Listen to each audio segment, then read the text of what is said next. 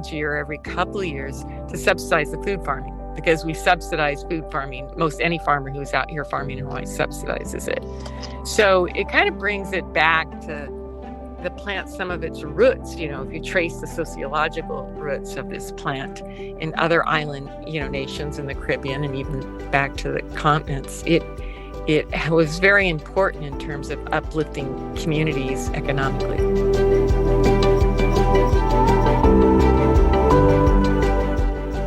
Welcome to the Miracle Plant Podcast, the show that inspires, promotes, and gives you a daily dose of inspiration from the people who have used cannabis to change their lives in extraordinary ways.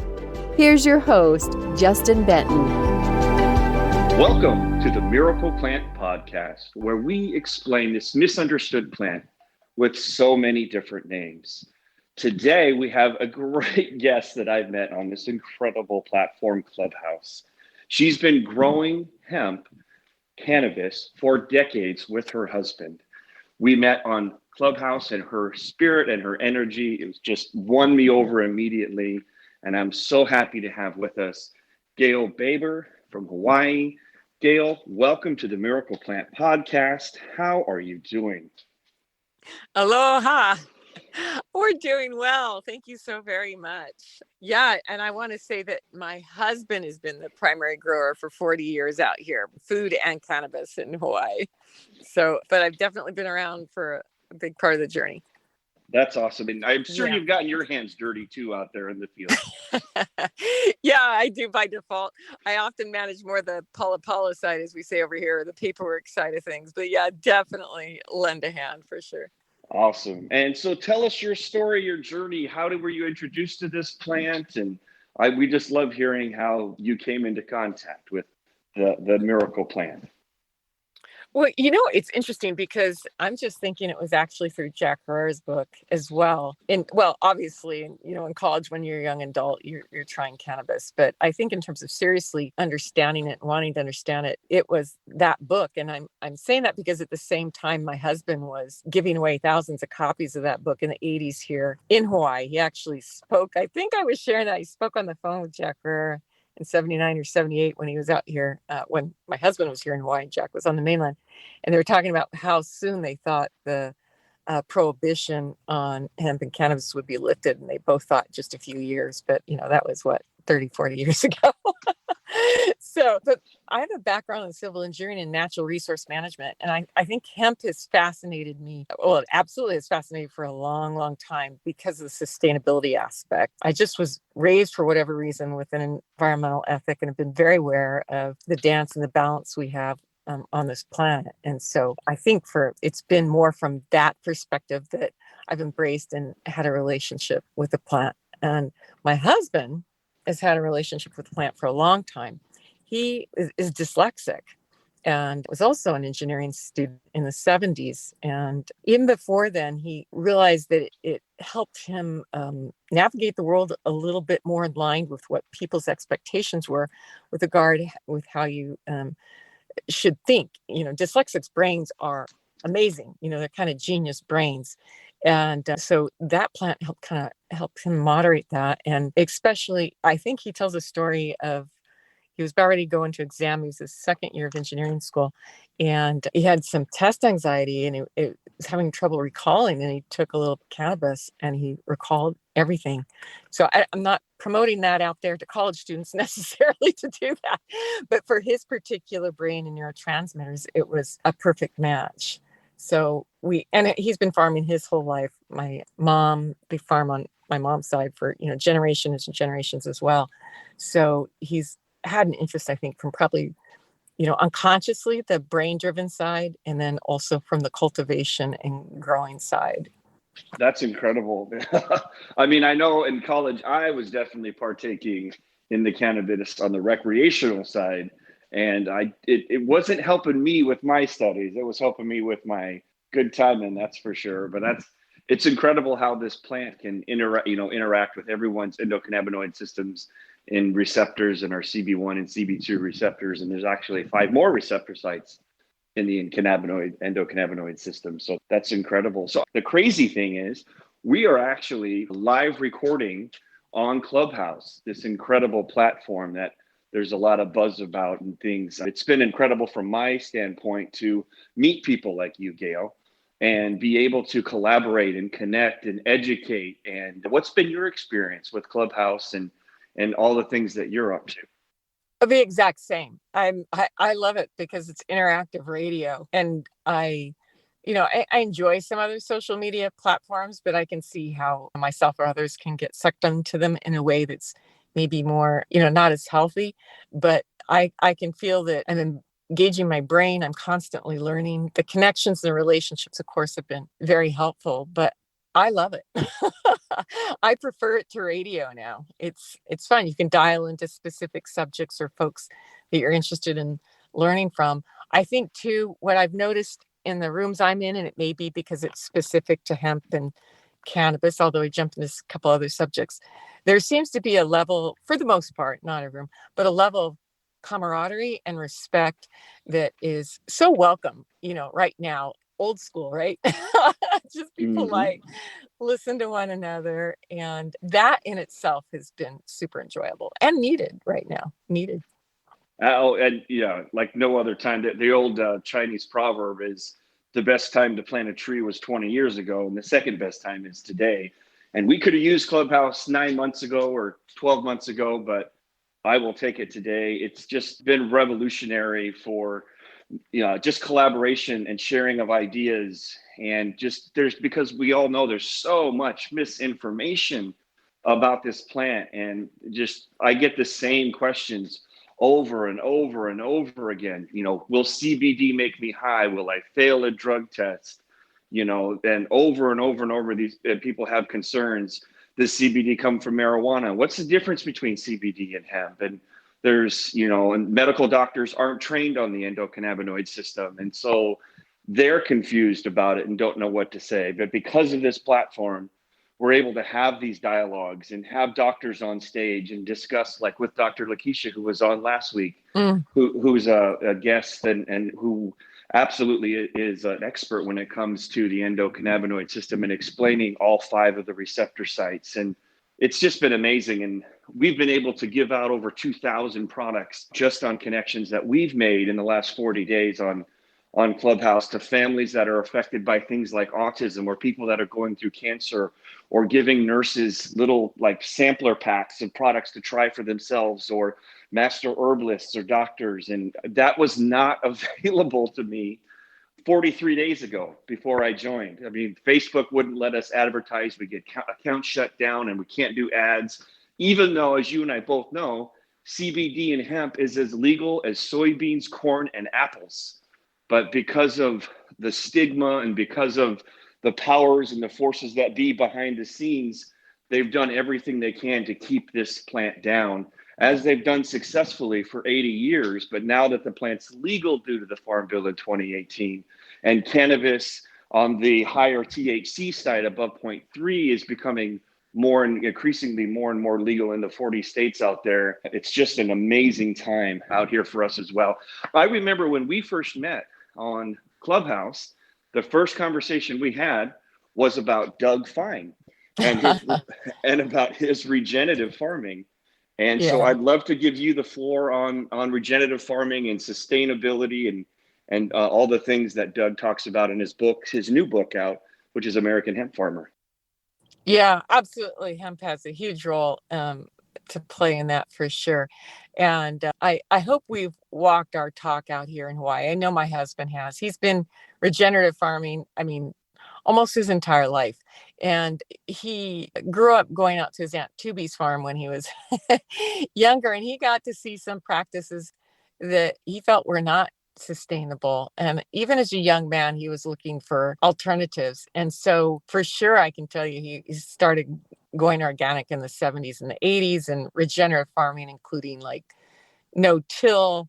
And then 30 years ago, really started researching, understanding the use of microorganisms in soil and creating inoculants, and has been creating a product as long for at least 25 years, probably given more of his products away than he's ever sold or made money on. It drives me crazy, but he's an activist in many ways at heart.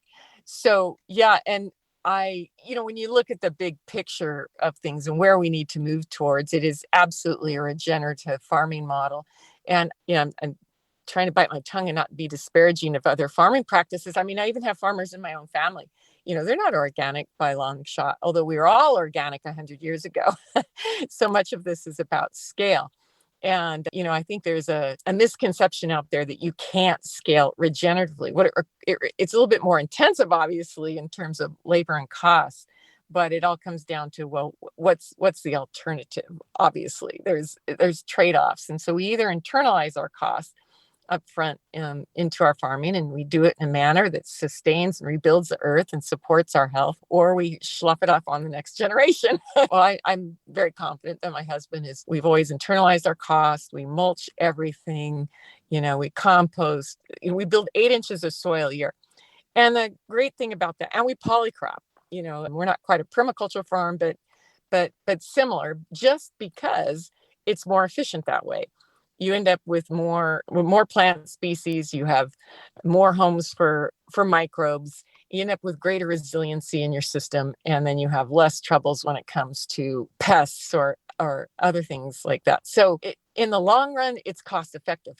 When we obviously have agricultural models that are subsidized, and for practices that aren't, it's kind of hard to compete. But the UN and a variety of nonprofits around the world have studied it and said, really, what's going to make sense in the long run is smaller regenerative farms. And I believe we can do it on a large scale as well. So yeah, Doug's a great advocate for regenerative farming and for small farmers in particular. He's been out here to Hawaii and really have appreciated his help in providing a voice for small family farms. Although he says, and I agree with him, the hemp tent is big and we welcome everyone at this time. Absolutely. That's incredible. Have you written a book yet? Are you going to write a book, Gail?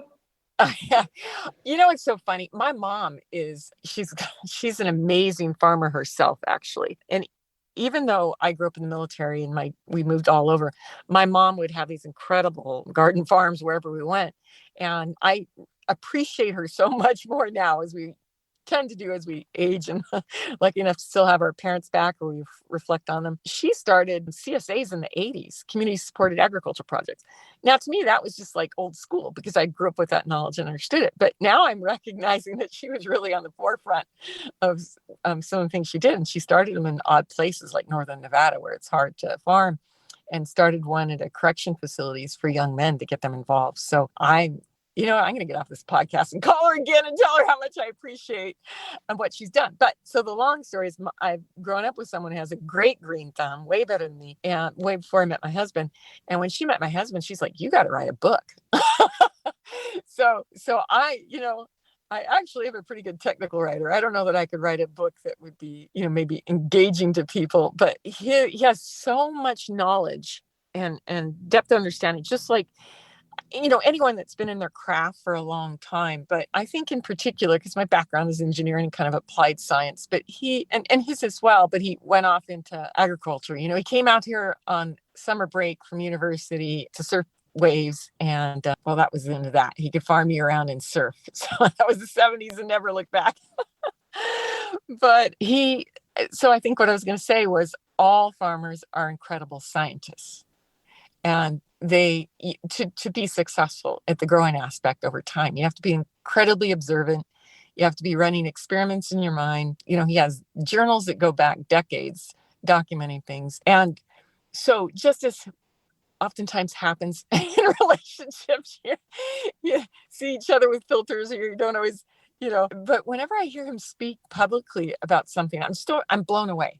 I'm like, holy cow, your depth of understanding about microbes, your depth of understanding about soil building, your depth of understanding about the relationship of the plants here is just really amazing. So yeah, someone should write a book about my husband and him farming out here in Hawaii, and certainly all the adventures the folks had out here in the early days with regard to cannabis is something else. And it obviously was much more widely grown, the high THC side in Hawaii, than other places on the mainland for decades, and was really a huge part of the economy here.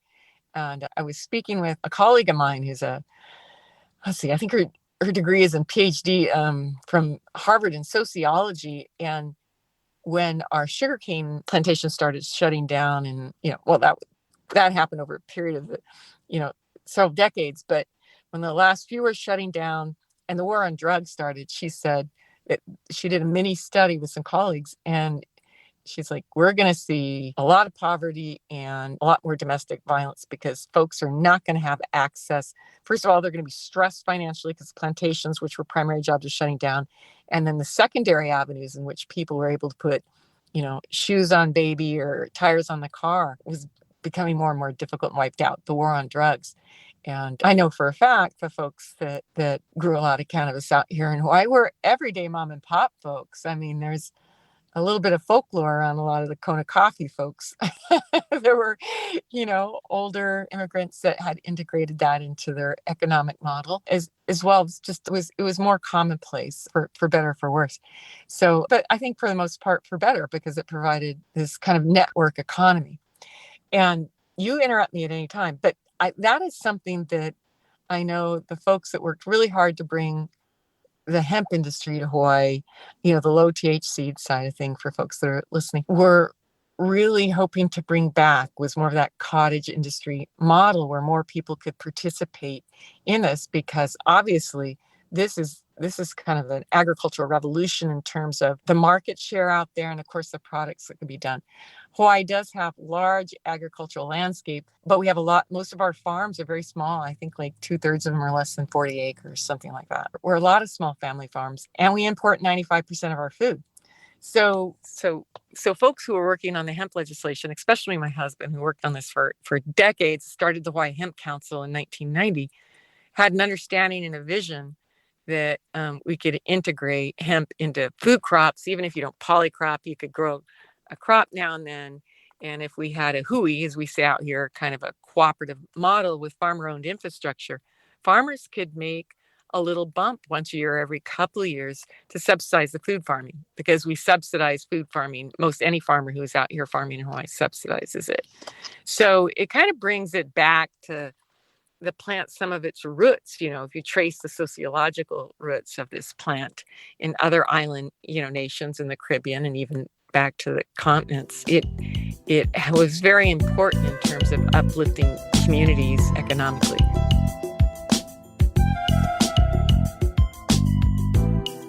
And that is a long answer to, should we write a book about my husband? And the answer is yes. I'm sure every listener right now is shaking their head up and down. Yes, Gail, you should write a book. So there's been some interesting hacks, I guess, if you could call it that, on Clubhouse that I've learned. Is so basically people will take even this podcast when we're done. You can take this podcast that will be on, MJ Bowles and podCONX that Dan's here producing and recording. And you can listen to it on that platform or Apple or wherever you find your podcast. And you can literally download the podcast and put it in either Google Docs, or there's a couple other platforms like Designer with 2 R's. And it will literally transcribe all of even from video content, but from audio content.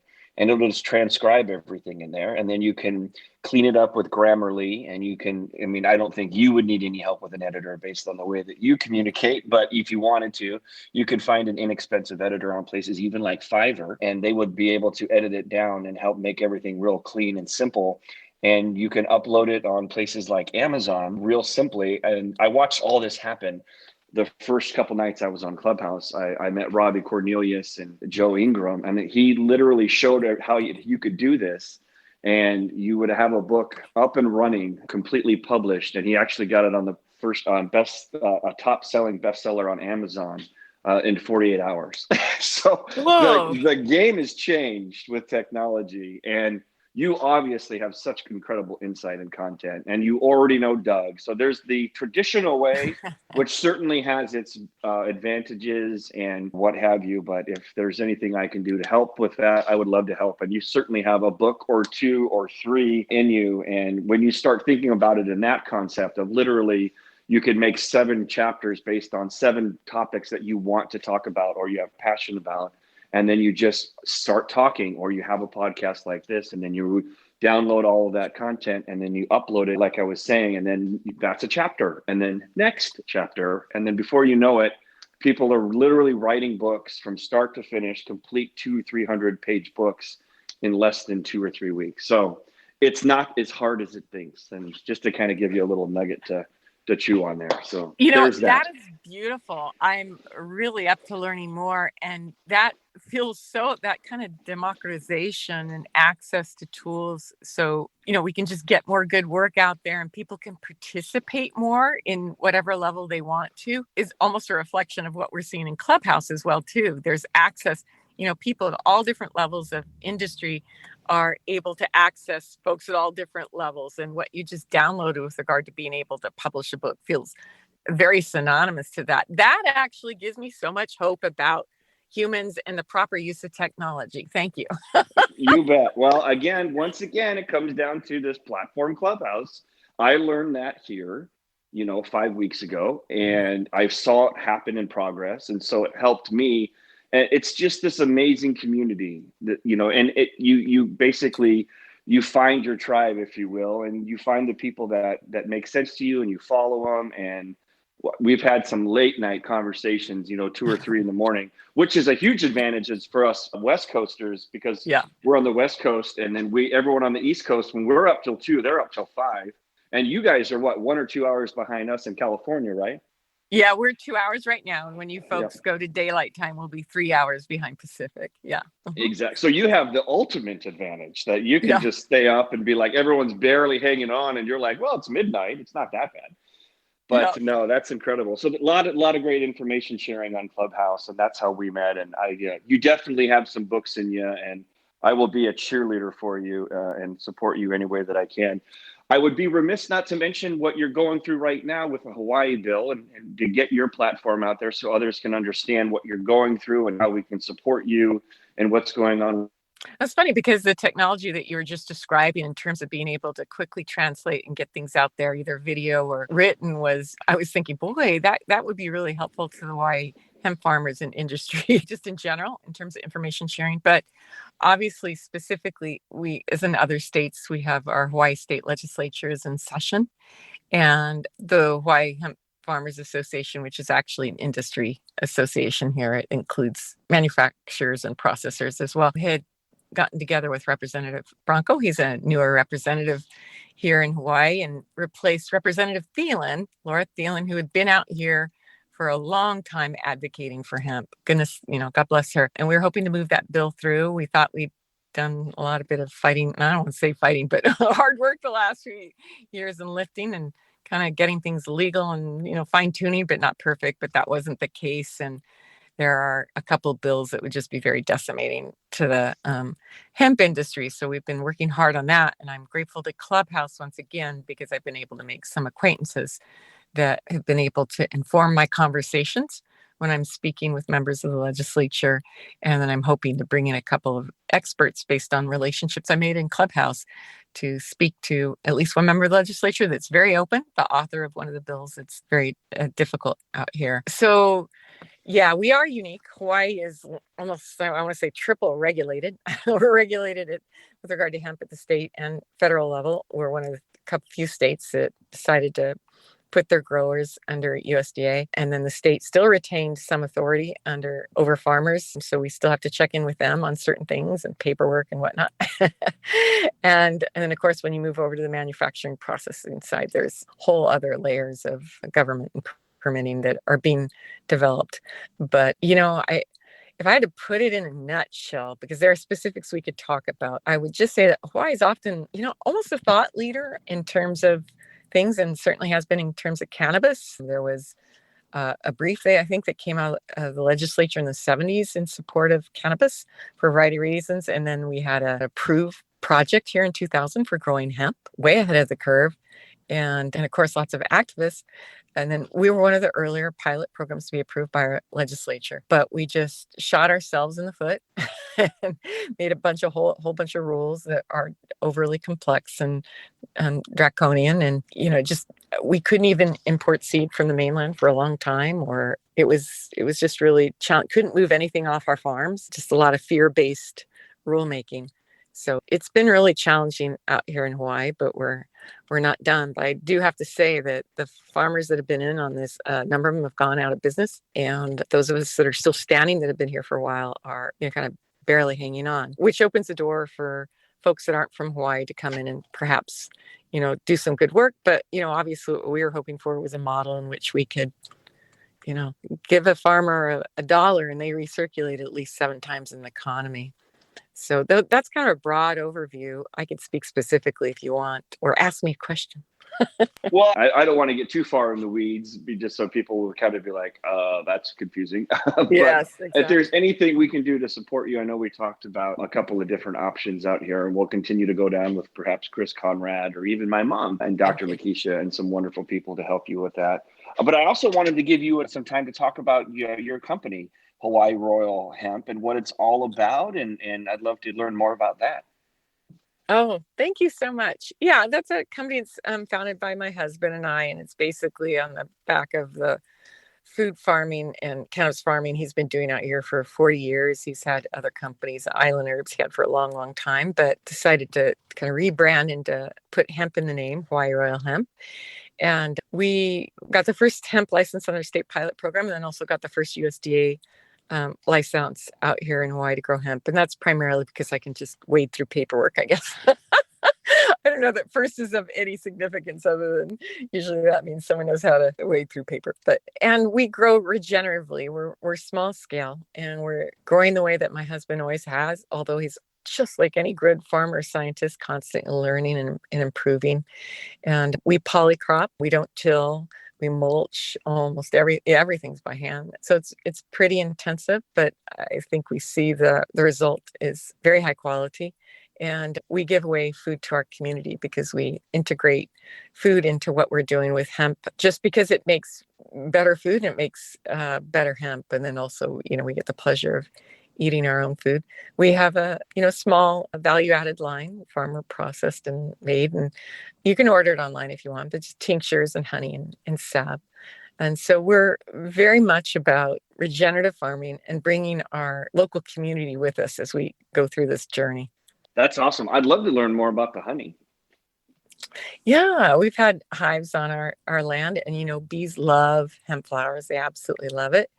And we also have, which is an introduced species to Hawaii, but we have something here, I don't know the Latin name, but it's Christmas berry, and it can take over whole land pretty quickly.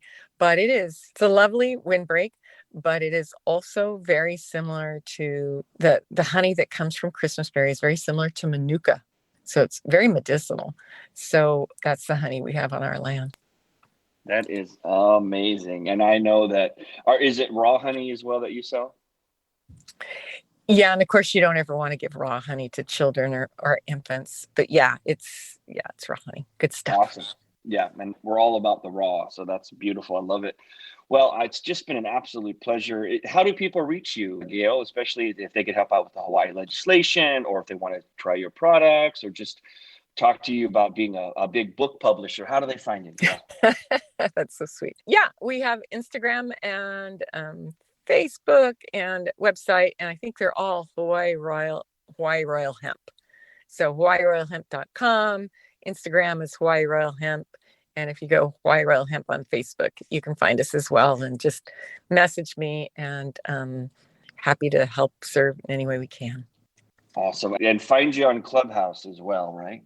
Oh, yeah, absolutely. Yeah. Maybe too much, but yeah. yeah, I hear you. So, thank you so much for coming on. You're just an amazing guest with so many incredible insights.